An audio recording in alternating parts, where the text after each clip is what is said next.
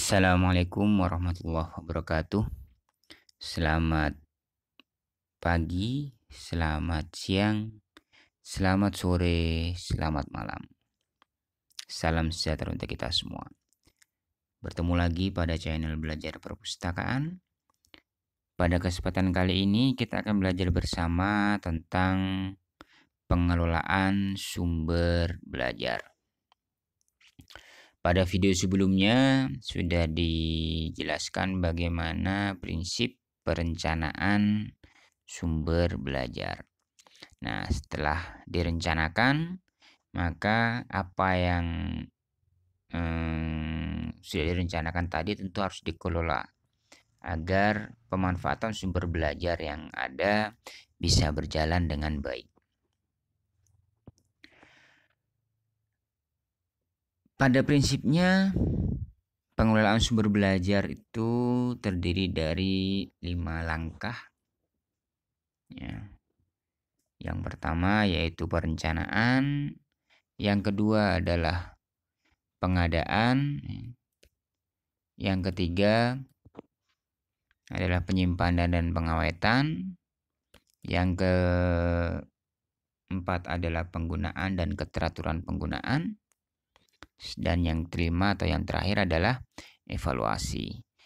Siklusnya, setelah proses evaluasi, maka pengelolaan sumber belajar akan kembali ke nomor 1, yaitu proses perencanaan.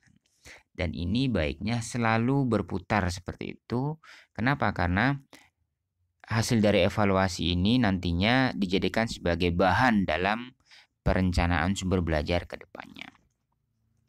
Oke, dalam video kali ini tidak akan dijelaskan mengenai bagaimana perencanaan, ya, karena perencanaan sumber belajar sudah dijelaskan pada video sebelumnya. Pada kesempatan kali ini hanya akan menjelaskan terkait pengadaan, penyimpanan dan pengawetan, serta penggunaan dan keteraturan penggunaan. Sedangkan untuk evaluasi akan dijelaskan pada materi berikutnya. Baik. Terkait pengadaan sumber belajar, ya, setelah direncanakan sesuai dengan langkah-langkah yang sudah dijelaskan sebelumnya, ya, yang disesuaikan dengan kebutuhan dari peserta didik dan juga kebutuhan dari tenaga pendidik, ya, selaku pelaku pendidikan. Langkah berikutnya adalah melakukan pengadaan sumber belajar. Proses pengadaan sumber belajar bisa dilakukan melalui beberapa cara. Pada umumnya, ada kurang lebih 5 cara dalam proses pengadaannya. Yang pertama, yang paling umum dilakukan adalah melalui proses pembelian. Jadi sumber belajar yang setelah merencanakan sumber belajar, pengelola lembaga pendidikan dapat mengadakan sumber belajar melalui cara membeli. Dalam hal ini adalah membeli sumber belajar yang umumnya berjenis by design, yang memang sudah dirancang untuk proses pembelajaran.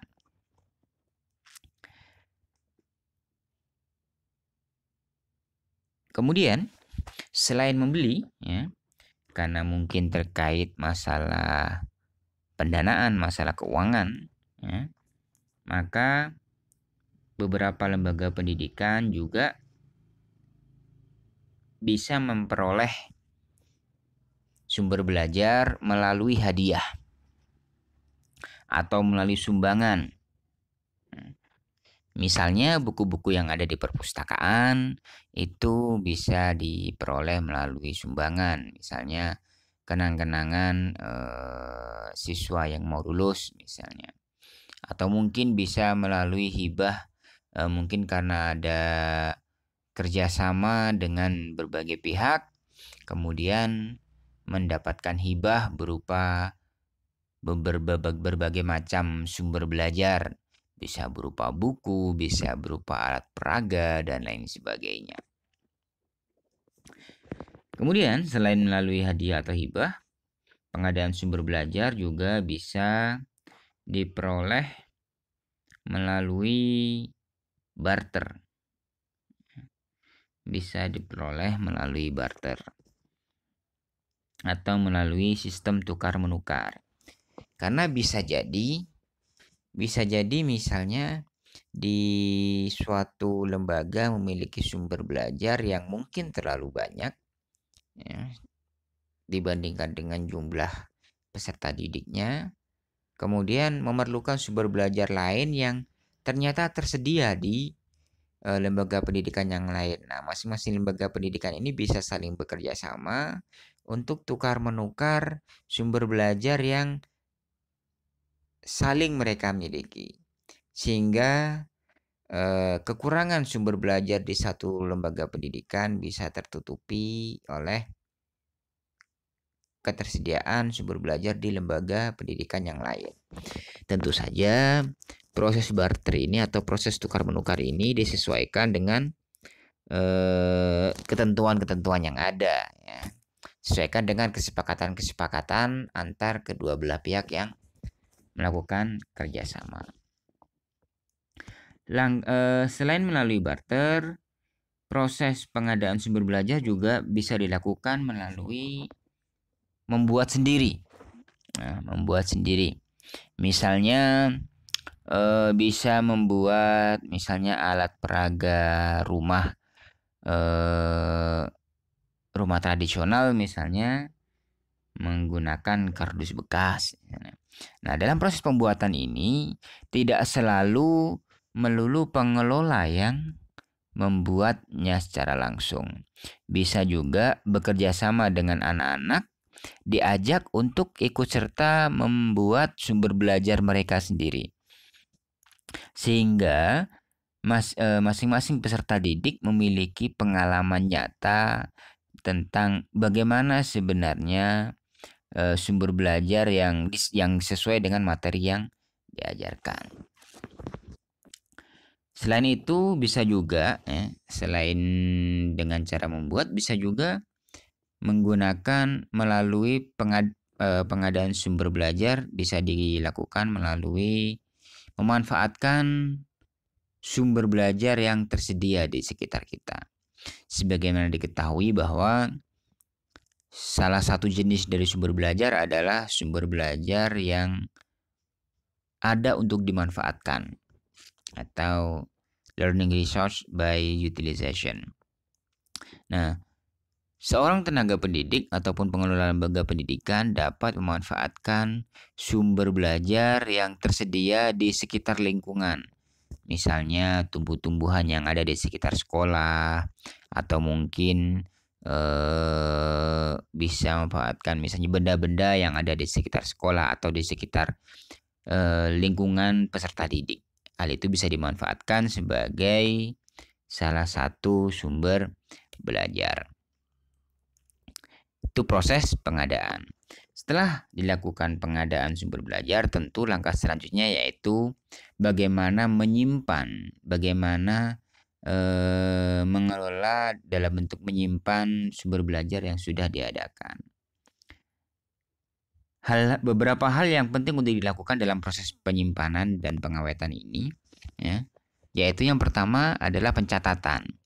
Pencatatan di sini beberapa sumber belajar perlu dicatat, bisa dalam bentuk inventarisasi atau bisa dalam bentuk dibuat katalognya, sehingga mudah ketika misalnya membutuhkan kembali ya, ketika sumber belajar tersebut sudah disimpan di ruang penyimpanan, kemudian dibutuhkan kembali untuk digunakan dalam proses pembelajaran, menjadi mudah untuk ditemukan. Kenapa? Karena semuanya tercatat, semuanya terdata. Pencatatan juga penting dilakukan dalam rangka untuk mengetahui sumber belajar apa saja yang sudah dimiliki oleh suatu lembaga pendidikan dan sumber belajar apa saja yang bisa dimanfaatkan dalam proses pembelajaran. Selanjutnya setelah dilakukan pencatatan, langkah selanjutnya yaitu melakukan pengelompokan. Pengelompokan di sini dalam artian masing-masing sumber belajar tentu memiliki karakteristik yang berbeda.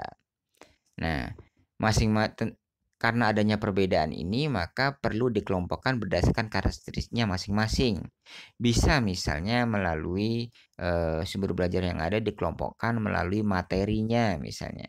Oh, ini adalah sumber belajar yang khusus untuk materi-materi IPA.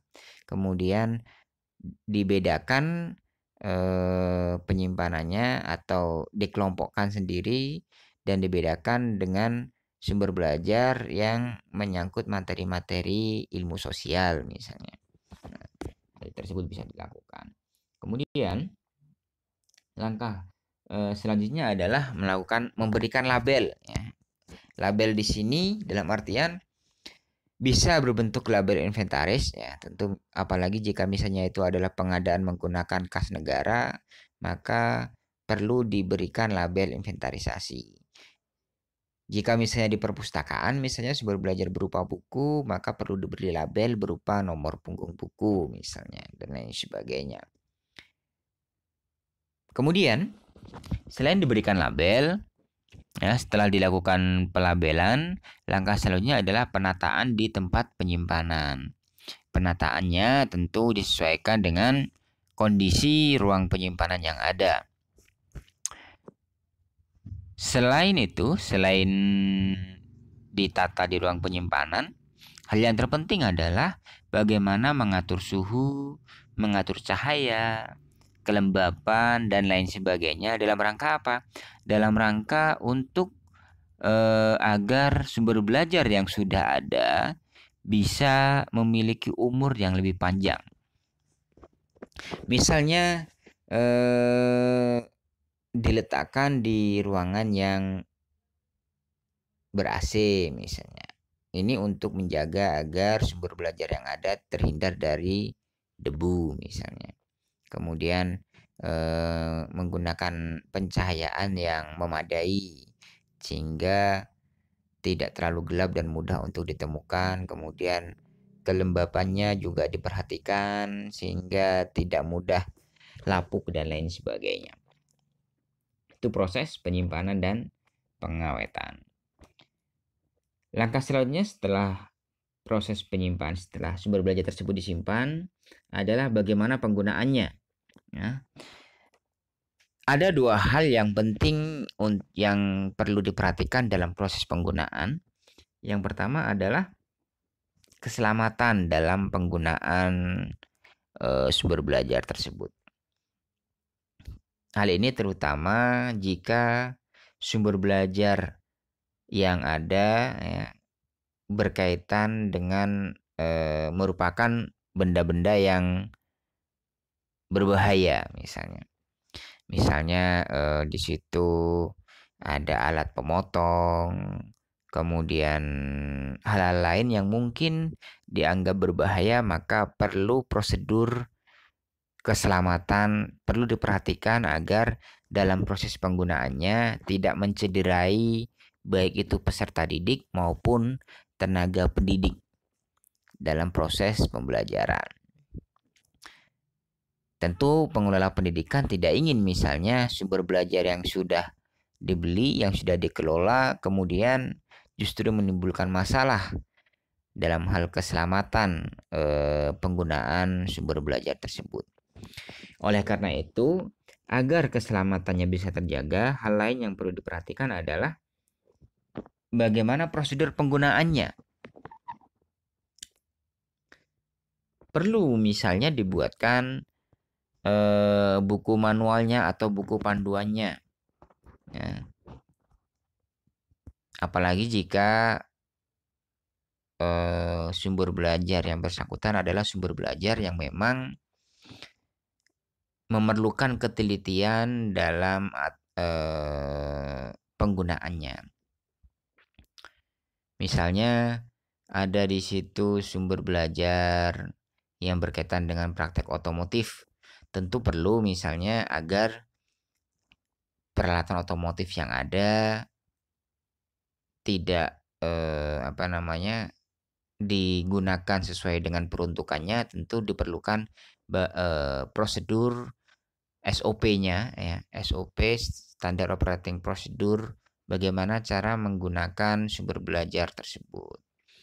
Nah, ini penting dilakukan selain agar untuk menjaga keselamatan dalam proses belajar mengajar, ya, juga untuk memastikan bahwa hasil yang diinginkan, berkaitan dengan sumber belajar, hasil pembelajaran yang diinginkan, tujuan pembelajaran yang diinginkan berkaitan dengan pemanfaatan sumber belajar tersebut bisa tercapai tentu berdasarkan manual atau buku prosedur yang sudah ditetapkan. Nah, setelah semuanya dilakukan, maka langkah terakhir yaitu proses evaluasi. Nah, proses evaluasi akan diterangkan pada video berikutnya. Demikian video tentang bagaimana pengelolaan sumber belajar. Kurang lebihnya mohon maaf. Semoga bermanfaat. Selamat pagi, selamat siang, selamat sore, selamat malam. Wassalamualaikum warahmatullahi wabarakatuh.